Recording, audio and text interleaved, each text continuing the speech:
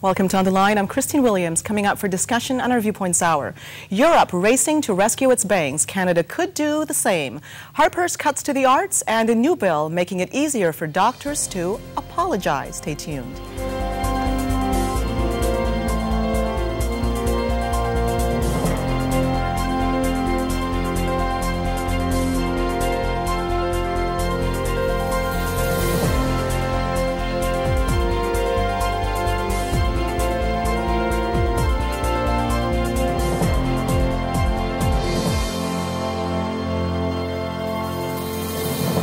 And these are the issues we're presenting today to our Viewpoints guests for commentary. European countries have been following the U.S. in bailing out banks. Now Harper says he is prepared to do the same if needed. And given the lean, mean economic times, Harper continues to endure attacks over his decision to trim the arts, but says a Toronto writer, real artists don't need grants. And a new Ontario bill to make it easier for doctors to apologize without legal implications. Now let's meet our Viewpoints guests. Paul McKeever is leader of the Freedom Party of Ontario. Reverend John Williams is founder of the Canadian Children's Rights Initiative and a political blogger. And you, the viewer, you are our third guest. Feel free to call in at any time with any of your comments. Now, the first issue that we're talking about today, take a look at the headline. Europe races to shore up faltering banks. And since that, there's been some talk that Harper is, well, he's poised to do the same if necessary. Now, what I'm asking you, the audience, is to give us your comments on how you feel about the economy. You don't have to be an economist. Otherwise, well, the polls won't be open to you if that was the criteria. So we're not asking you to be an economist today. We're going to be discussing bits and pieces about the economy, but we want to know, how do you feel about the economy? Is it going to affect your decision at the voting polls? Feel free to call in with your comments at any time. Now, for the two of you, we're talking about the banks. And ever since the United States announced its $700 billion bailout, it ended up creating panic on the global front. Before you knew it, the world was in a tailspin. Markets started to fall. It hit Europe, it hit Russia, and it just kept on going. And now, we've been saying here in Canada that we were okay, but of course we know we're tied to the global economy. Many people were saying at the time, Germany started off saying, as a result of the $700 billion bailout, that they thought it was a mistake, but then they followed suit. Now, to start, I'd like to know what the two of you think to begin with. Should the governments have become involved at all, beginning with the United States, in bailing out the banks? Do you think it was a good decision or a bad one? And I'm going to start with you on this one, Reverend Williams. Well, I think that it was a necessity, at least a perceived necessity on the part of legislators. They did what they believed to be what was necessary to help America and help the global economy. And that's, you know, so I think that they acted in good faith. But of course, there's much opposition, and it's a complex set of circumstances that, you know, I can't summarize in 2 seconds, but we'll talk about it some more. But it also has to do, John, with how capitalist you are, if you want to put it this way. Because on one hand, you hear people arguing, this is a free economy. It's the world leader when it comes to capitalism. Why is the government getting involved? And yes, there are a lot of people speaking after the fact. Look what the U.S. government allowed to happen. There should have been more regulations, when there are those at the same time that scream against regulation. So where do you stand on this? Well, you know, that my position is always the position of looking to the well-being and of children. And as a children's rights advocate, and as a person who pays attention to the condition of children worldwide and nationally and locally, I would say that really what I'm seeing here is the consequences of kind of bad moral behavior on the part of the global economic system. These are the negative consequences just at my level. When I look at the conditions of children, what I see is the banking system is like a giant trawler running through our shallows off Nova Scotia, disrupting and disturbing the entire environment below and taking most of the fish, and then, you know, discarding what is not necessary. It looks like that, and I'll give you an example. So you think the financial institutions are greedy? That's your premise here? Well, I'm not even pointing at their greed. I mean, that's their whole purpose in existing. The greed. It's more the way that it's more the way that greed is being expressed and the consequences and negative impact it's having on children who are being exploited worldwide in order to support this economic and financial system. Paul, your feeling on this? No. The intervention by government. No, it's absolutely the wrong thing to do. It's a hair of the dog. You know, a drunk has gone out and gotten drunk, feels really horrible and is begging for some mercy. And we're asking, should the government give him a couple shots of gin in the morning so that he doesn't have to feel the pain, knowing full well that tonight that drunk's going to be out and doing it again. And that's exactly what they're doing. They're setting them up so that this horrible financial situation can get even worse. We're prolonging and worsening the situation. And really, the root of all of it is not necessarily just making credit easier to get for people who can't afford it, but the whole system that we've had. I mean, we had this very crisis in the 1930s, and 6 very good economists from Chicago said to Roosevelt at the time, look, what you need to do is make sure that banks don't lend out the money that they don't have on deposit. It's the fractional reserve system where banks are allowed to create almost as much credit as they want. In Canada, there is no reserve limit. They can make as much credit as they want, and their only fear is whether or not someone's going to come and ask for their deposits to be turned into currency. Yes, I'm going to ask you the same thing I asked John. Do you think the financial institutions were being greedy? Or, as he put it, that's what they do. That's what they're in business for. Well, they're in business to make profits.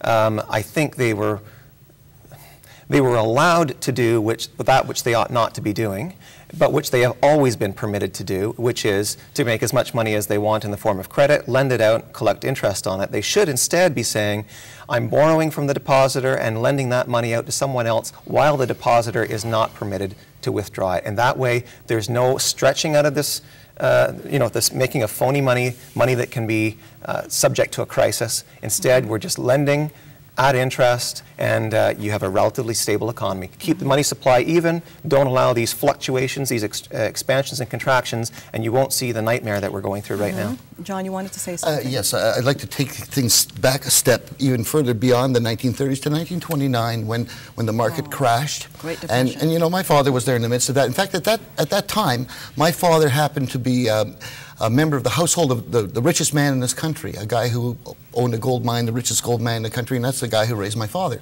And that's why my father could become the Canadian champion boxer and get the best training in the world and go to the Olympics and so forth. It's because this man was financing him. And well, tell us who your dad was, John. My dad was Howard Williams, Kid Williams. He was the Canadian welterweight champion and represented Canada in the Olympics and was the British Empire champion. He was a very nice man, a gentleman, well turned out and well mannered, and very smart. He told me a story that I think is relevant to all of this. If I may just take a moment, that in 1932, his mentor and kind of almost adoptive father, Sir Harry Oakes, was called to a meeting of the House of Lords in Britain, along with industrialists and capitalists from Western nations. There, they agreed together to support a new up-and-coming leader in Germany named Adolf Hitler, and they did through the war. Now, the same banks and the same people and the same families and the same institutions are involved in this collapse as were in that. And my concern for young people is that the same solution will be found that was found then. Let's make war and make more money and reduce the problem. Wow. You got a point, but I think... Yeah, it's a small point. No, it's a big one, actually. It's a very large point. But the issue is here, we're faced with a crisis, and we know what the financial institutions should not have done, but they did. Hence comes government. Who's going to regulate these people? If it's not government, who's going to police these people? Well, but you don't believe in government intervention here. Well, what's going to police them is, if it's allowed to do so, the natural forces of the market, the free market. In Chasing other words, them, so to speak. Well, it does, but it's inescapable. Nothing the government can do can actually beat the mother nature of economics. We can pretend, we can blame Stephen Harper or whoever we want, but in fact, that's the key here. That's what's going on here. Yeah, and it's entirely unfortunate that this, what's going on in the stock markets right now, might cause voters to make the gravest political error in many years in that ballot box. I cannot stress strongly enough that to vote on the basis of what 2 or 3 of the party leaders are saying is this big catastrophe, you better do something. What they want to do is to add insult to injury. They are looking for an excuse for a massive, massive indebtedness of the government. Thousands of dollars per person that they would put us into debt for these crazy schemes that they're proposing. The NDP have been waiting for an opportunity to blame it on the banks. Now they've got one, and if people are buying that line, there's going to be something very unfortunate happens on voting day. Now, the bottom line is, hold that thought, Reverend Williams, because we're going to have to go for a break. But the point of the matter is, you're the ones watching. You're the ones that are going to be going out to vote at the polls. Even though we might be getting into the details of economic discussion, politics here, we want to know what your point of view is. It's important, so don't be shy to call in. Are you angry about what you see happening in the economy, and where are you putting that blame? We want to hear from you. We'll be back after this. Stay tuned.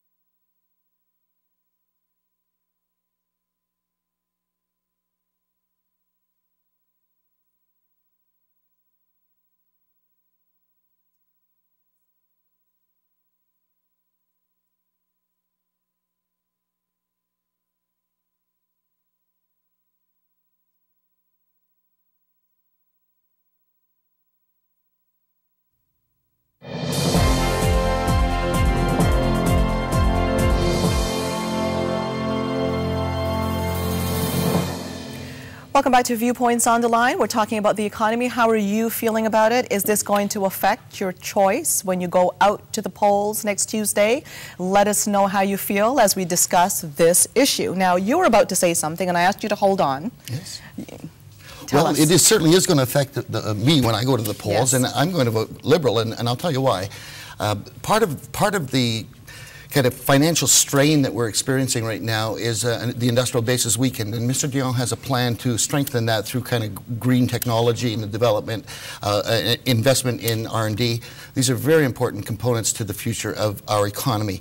That's one reason. The other major reason that I'm going to support the Liberals is because they are one of two parties in this country, the other being the Bloc Québécois, that has a real kind of plan for the well-being of children.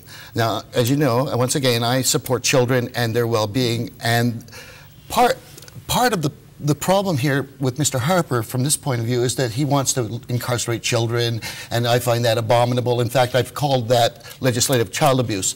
And I don't think that I would support someone who would do a thing like that. I know I would not.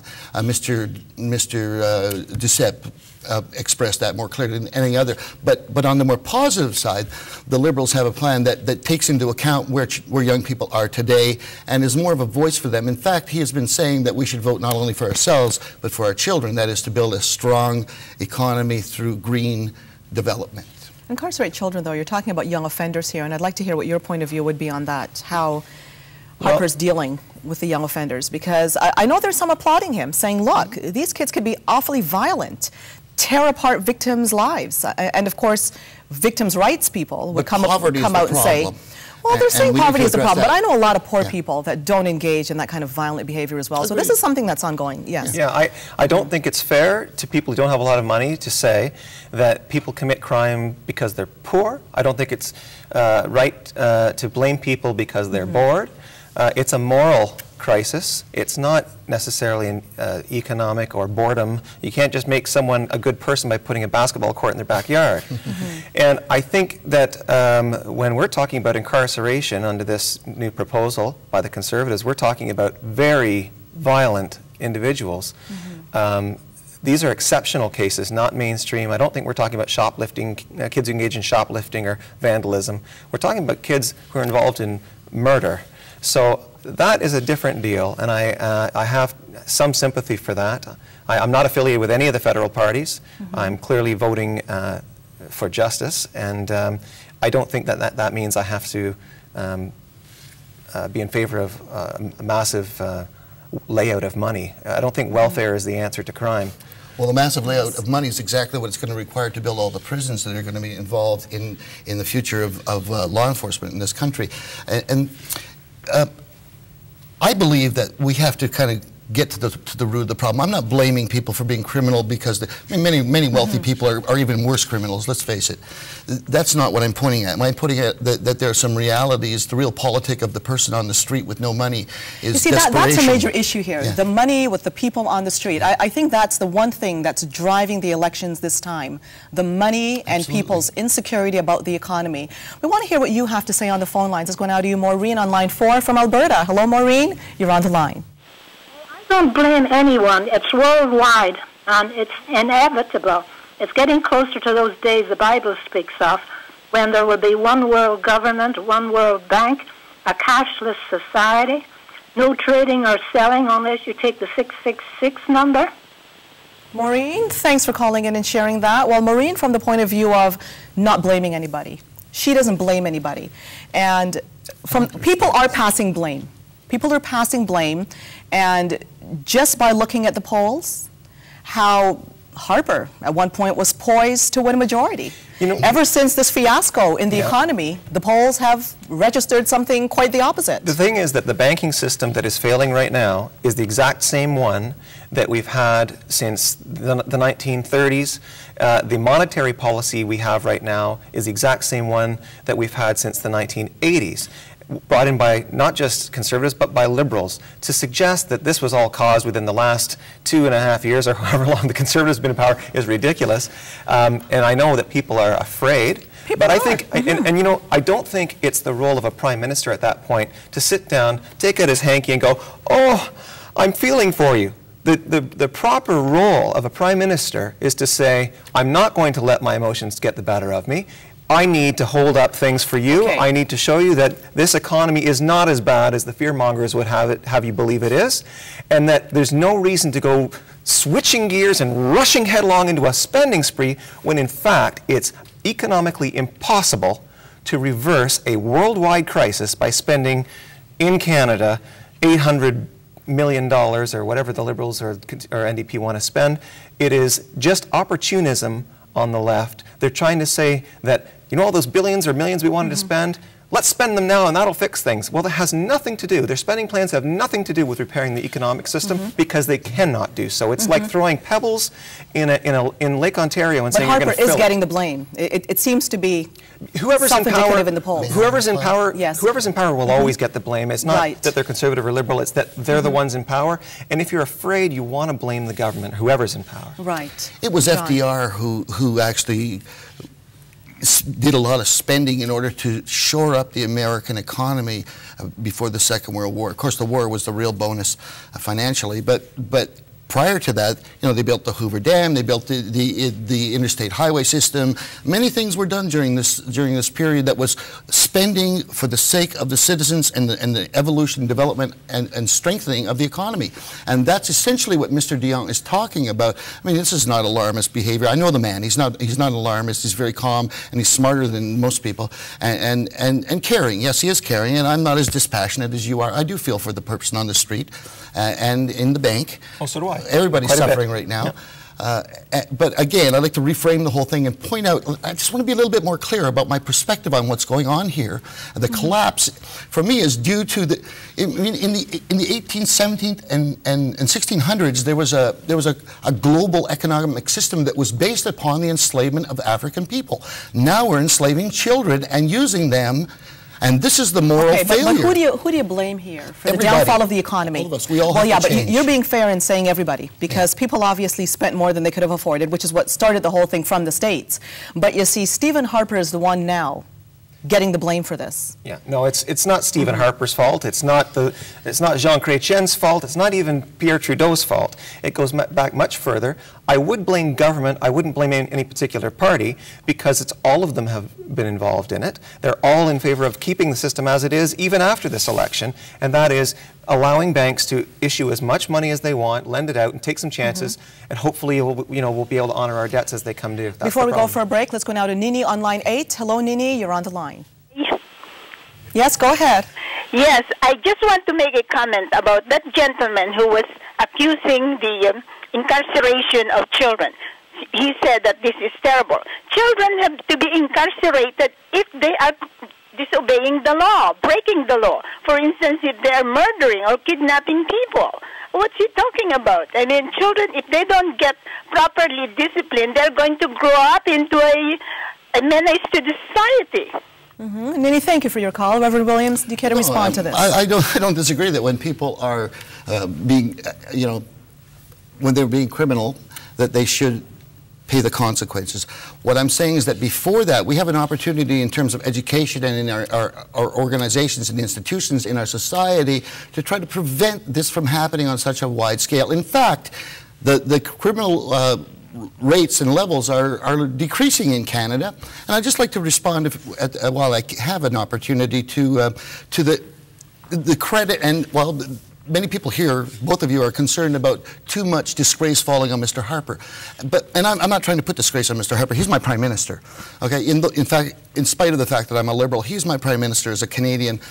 What I will say is that the reason that this Conservative government can be so stable and calm is that because 10 years ago, Mr. Martin and Mr. Chrétien and others, including Mr. Dion, took the time to get our fiscal house in order. They paid down the debt. They've created a lot of stability from which this Conservative government is benefiting. And that's the Canadian government. I have no beef with that. We're all benefiting, but because Mr. Martin and the Liberals did so much to stabilize the economy while they were in power. I want you to respond to that. And of course, you, the viewer. So stay tuned. We'll get right back to you after this. Stay tuned.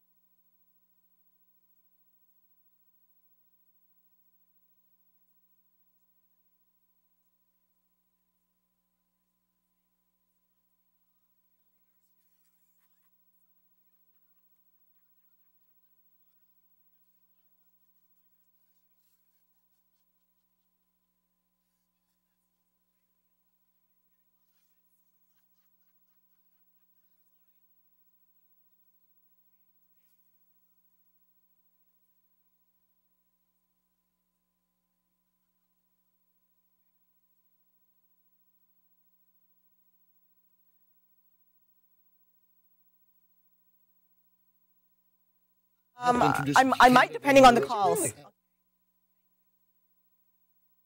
Okay. No,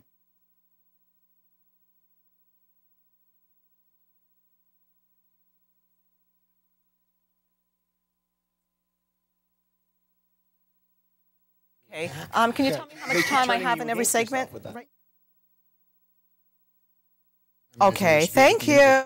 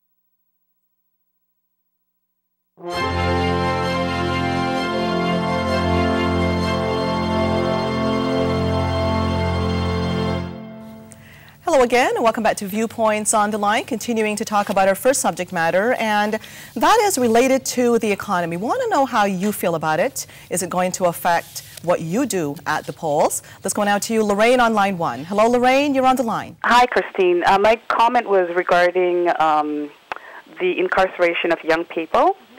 If Reverend Williams look around the world, he'll notice that there's an increase. Yes, we're listening to you, Lorraine. Okay, if he look around the world, he'll notice that there's an increase in violent crimes amongst young people. I had a conversation with a family member, like I'm originally from the Caribbean, and her concern was the increase in crime in that area amongst young people and very, very violent crime. So if Reverend Williams is looking worldwide and his concern is for young people, he will notice that, you know, crime has increased violently amongst these people. Lorraine, you got a great comment there. Thanks for calling in. You hit a nerve there, John. Oh, I don't mind doing that. I'm a minister, so that's my job, is to hit nerves, not only bad ones.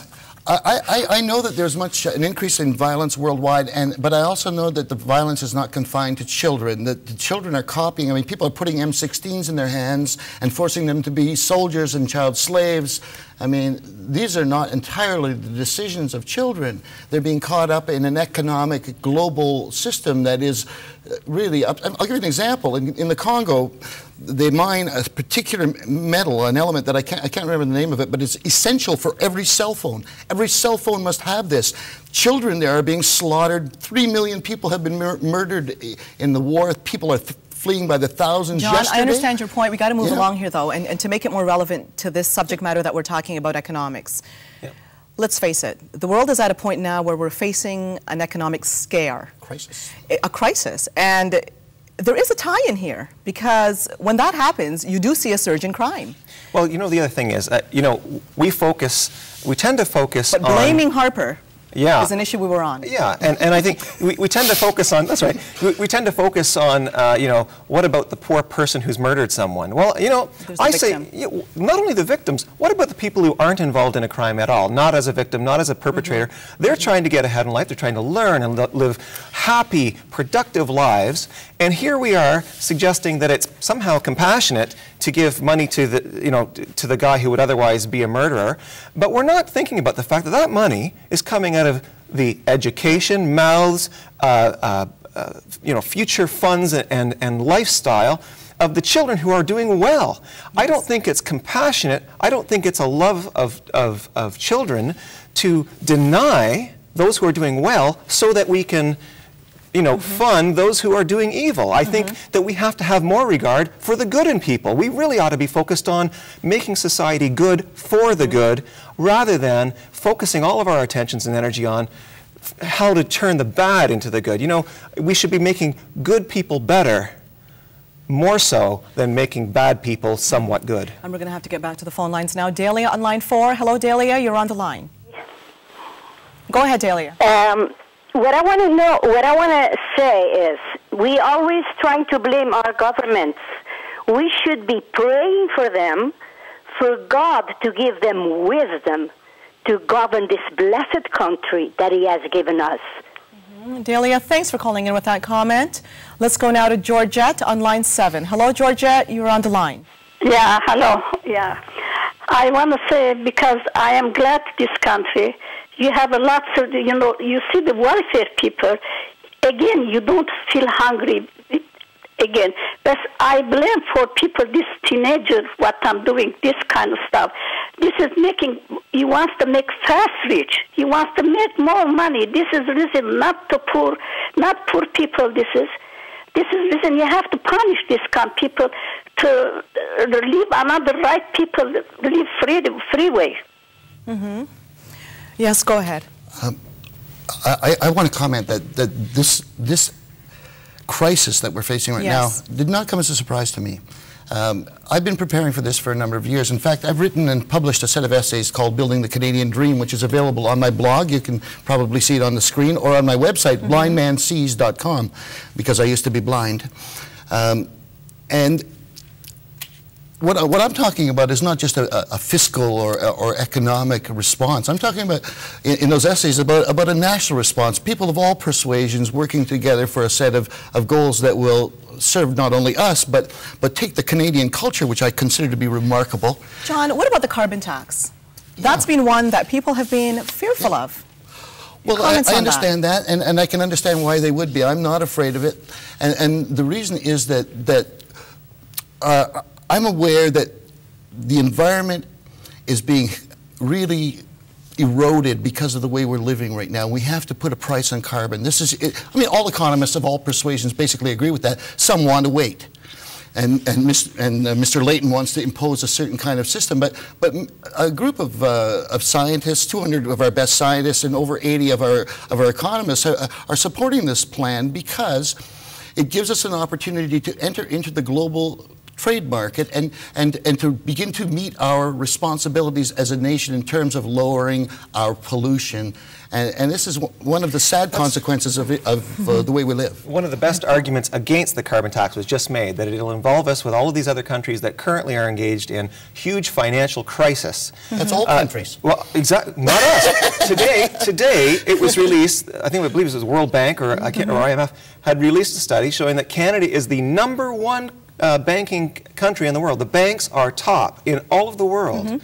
We are not even in a recession. They're talking depression in the United States and in these various other countries. Yes. Iceland's talking bankruptcy. I'm quite happy with the way things are going in Canada. I'm not fearful, as people should be in other places. And I think that this carbon tax, however, will intertwine us with countries that have made horrible mistakes and will drag us down with them. I say we've done a very good job. Okay, I'm going to throw. Okay, yeah, but we got to go for a break. And here's a thought for both of you to consider. It seems like this late in the game, when it comes to the elections, we have been hit. All of a sudden, the economy has been hit at a point where no one expected. People are in a panic. People want to hear some soft, kind words, but they also need to see a strong plan. We want to hear what your thoughts are, who you believe can deliver it. We'll be back after this. Stay tuned.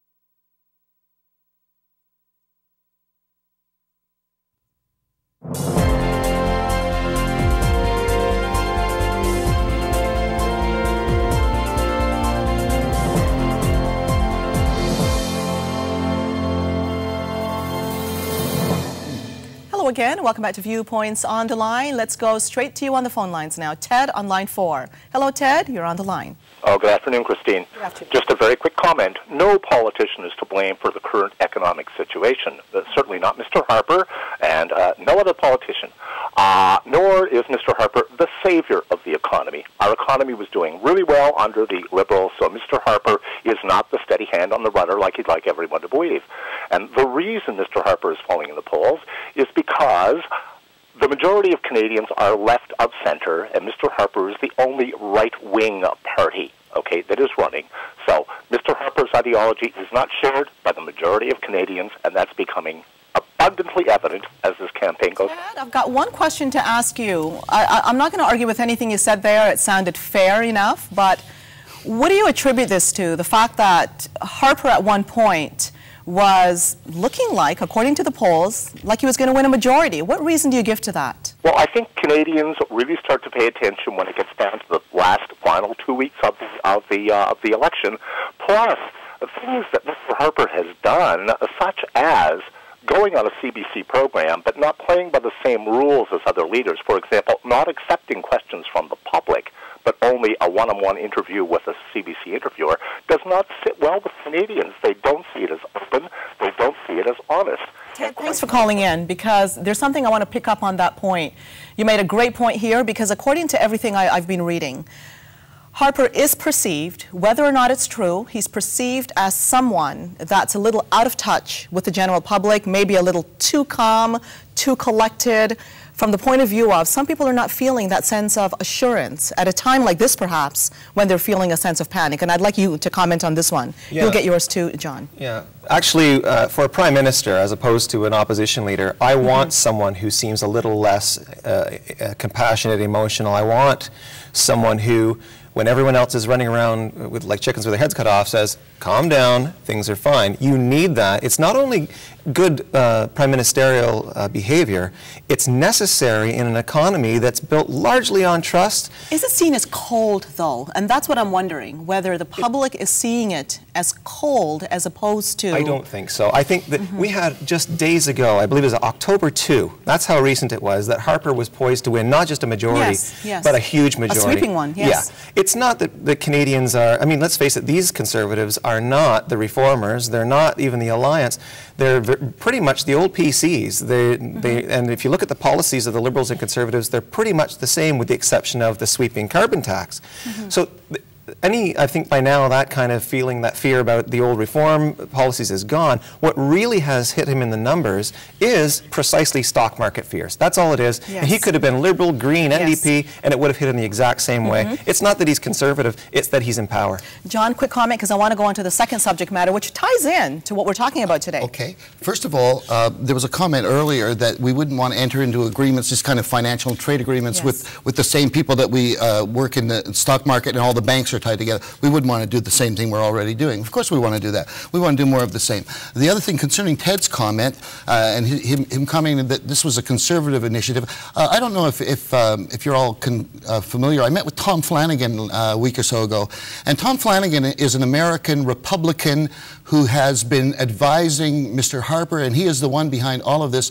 This is a man who works for the State Department, and the guy who hired him at the University of Calgary is from the Pentagon. I mean, there's something going on here that Canadians really need to pay attention to that has very little to do with Canada and has to do with the initiative of foreign powers. Please pay attention.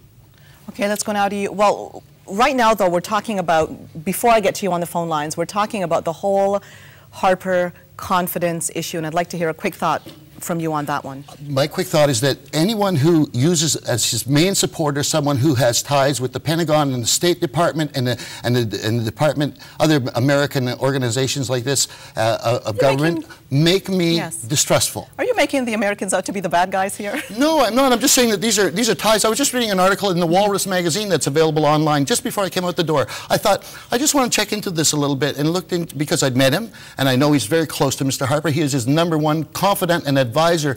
He's an American, he's a Republican, and he is conservative, yes, but he's not necessarily on my side as a Canadian. Okay, there are a few of you waiting on the phone lines now, and we need to move along. So what I'm going to do is I'm going to go straight to you, and if all of you can keep your comments short, we'll just move down the line here. Andy on line 1. Hello, Andy, you're on the line. Yeah, hi. Obviously, I'm a few minutes too late there, okay? But I mean, I will harken back to the first, your first story there. Go ahead, Andy, quickly. Okay, worrying and hand-wringing about the recession there affecting, the juveniles and and all this, that, and the other there.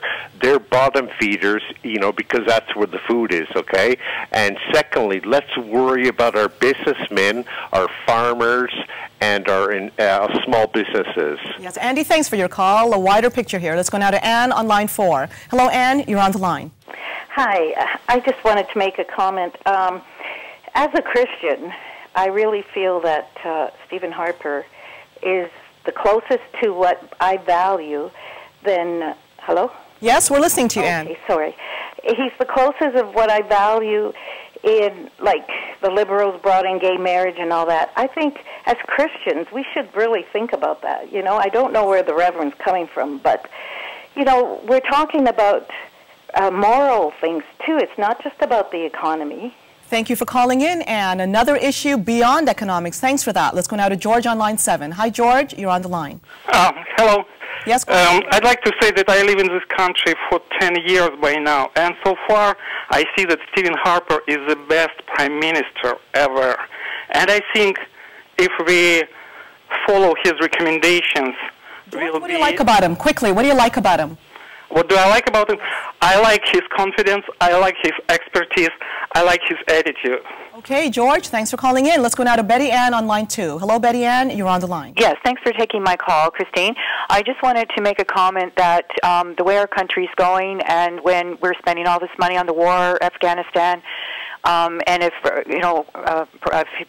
he had been Prime Minister back then, we would have been in Iraq right now, and that would have cost us even more money. And when people can't get good jobs, like myself included, can't get good housing and don't have enough to eat, then there's real issues here. Betty Ann, thanks for your call. Thanks for sharing that. We're going to go for a break now. When we come back, we're going to continue to talk about this issue, but we're taking a little bit of a slant, a bit of a difference here, because Harper's cuts to the arts, that's created a bit of havoc, particularly coming from Quebec. We'll talk about it after the break. Stay tuned.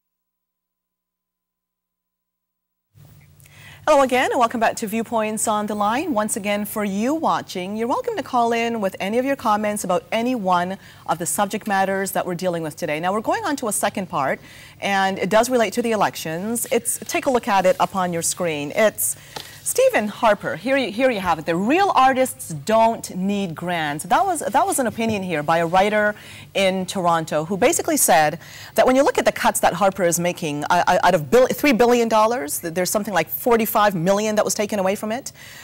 Just a drop in the bucket, according to this writer. And he's saying that if you look at history, if you happen to be a real artist, you can sell yourself. You don't need the government to be constantly funding you. But yet, that decision to cut the arts still has sent out shockwaves within a given community, particularly in Quebec, where the arts are so important. I'd like to hear where the two of you stand on this one. I'm going to start with you on this one, John. Well, you may know that I'm actually a bit of an artist myself. Of course you are, yes. And therefore, I live and work much of the time in the artistic community. I know many artists of many kinds, particularly musical artists. Mm-hmm. And the problem on the ground that I know of through discussion groups and through acquaintance with people and through my own experience is that the part of the money that has been withdrawn is the money that is used by artists to take their work to the world. That's a big part. The travel material, the travel money, so that they can't take Toffel Music, for example, is a very large established organization in Toronto, and they can no longer go on their tours and share Canadian culture, which, again, I believe to be a very powerful force for peace in the world. Speaking of Christian faith, I think we should be peacemakers. And this is an example, but I know many people who are just performing artists, singer-songwriters, mm-hmm. bands of many kinds and organizations, and artists of other kinds too, graphic artists, you know. This is where it has affected the artistic community so that they can no longer have that little, it doesn't take much a lot of times mm-hmm. to be able to get to a conference in New York or Nashville or LA and to present the Canadian wares. I mean, it's an industry, it's a business for these people, and like any other business or industry, I believe should have as much support from our government as possible. Mm-hmm. Some people think businesses and all other organizations of all kinds should just be left on their own, laissez-faire, as Mr. Harper seems to believe, and let the economy run itself. But that's just not the way it works. Well, anyway, Harper, in all due respect to him, he is prepared. He is prepared, though, if necessary, to bail out the banks. So it's not a complete invisible hand approach, to be fair. Mm-hmm. Your thoughts on the cultural two things. Approach One factual. I mean, I'm not a conservative. I'm not a liberal. I'm leader of my own party, Freedom Party in Ontario. I'm not affiliated. But I'm looking at the facts here, and they are that there was a change in the allocation of $45 million, not a cut. The money that was spent on various programs was shifted to other parts of the arts and culture budget. Why then, it's about 1% of the budget has been shifted. 2% they're saying. Yeah. 2% they're saying are just taken away. So is it really fanning the flames? What it's really doing is giving artists who are already leftists in Quebec primarily the opportunity to get the Bloc Québécois to win. A study was recently done right here in Ontario that said 1% of artists in Quebec identify as Canadian. 3/4 of them voted for secession in the secession reference. And they almost all support the Bloc Québécois. They want secession. Why? They want a Quebec with government-funded culture. They want to be artists for the government in Quebec. Now, as far as I'm concerned, you cannot government fund art. As soon as you fund it, it ceases to be art. Imagine that the money used for my son's education and food and etc. is basically money taken from my pocket and given to artists. If you made the David out of bones of slaves, out of stolen money, and you put it up, and you would say, not knowing it, you would say, oh, what a beautiful statue. If I told you what it was made of, you'd say it was an abomination. It was a testimony against the greatness of man.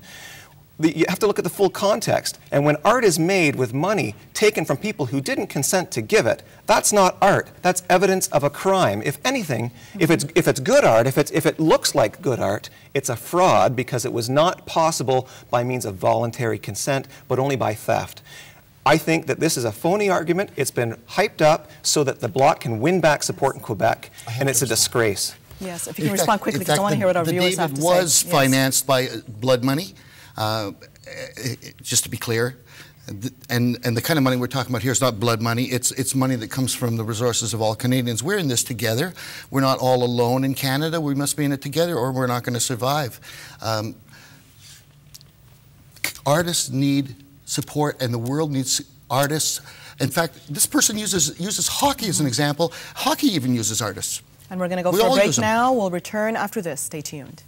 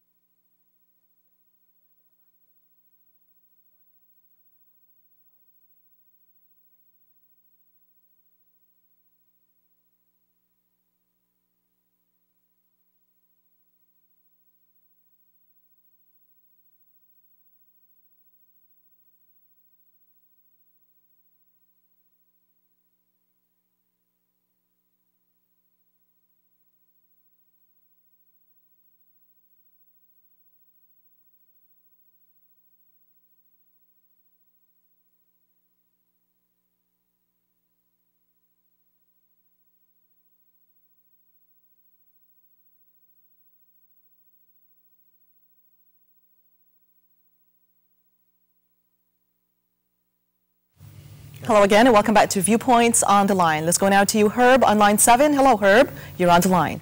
I have just one point to make on this. Our government is the equivalent of the aristocracy of the past, and the aristocracy of the past financed people like Mozart in allowing them to create the music that we enjoy today. If Mr. Harper's philosophy had been around at the time of the people who were supporting artists like Mozart, we wouldn't be listening to it now. Herb, thanks for that call, but what I'm hearing here is a fear that has permeated the whole community that Harper is slashing arts, period. Which is false. It's 2%. 2% of that funding. Now, I know that there are artists out there that are going to say 2%, 45 million out of 3 billion is too much. But we're not closing down, though. We're not shutting down the arts. It's been taken from the artists and given to other organizations and institutions. That's what's happening. I understand, because in times as lean as these, choices have to be made, and there are those that will argue we need to put more funding into early childhood education. We could argue this. That the National Museum needs all that extra money that is so well serving a broad community across the country? I don't think so. My concern here is that we all have our opinions. We all have our opinions on where that money should be allocated. But fear-mongering, thinking that Harper is completely against all of the arts, that's not right, though. No, especially when, if you look at the actual items that he cut, they're things like revitalizing some old film footage done in 1934 or something that's been sitting in someone's drawer for a few years. It was part of a process to make sure that they were allocating money to the right parts. They haven't cut 45. They've reallocated. They've changed what it's being spent on. You don't have to agree with them. You don't have to agree with Harper on this, but it's 45 million out of $3 billion. Not only that, I have to say, we're down to 1 minute of the show, and just to give you a little bit of a news flash here, a new Ontario bill posted allowing doctors to say sorry if some mess up happens, but according to this article, no implications legally. Do you believe that? That's the proposal. I think it's immoral, and I don't think the law ought to be that way. The law ought not to protect those who have done wrong, if they have done wrong. from full accountability for what they say and do. And if they're going to admit that they, to cleanse their soul, they got to be held to account. If you want to be forgiven, you have to first make penance. Okay, John. Quickly here, John. Mr. Harper should apologize for some of his misrepresentation of what's going on in the election and the character of Mr. Dion. And I believe that it's useful for me to... I do. I think we should be able to apologize. And we're out of time, unfortunately. Thank you, gentlemen. That's all the time we have. See you again next time. I'm Christine Williams, and from all of us, thank you for watching.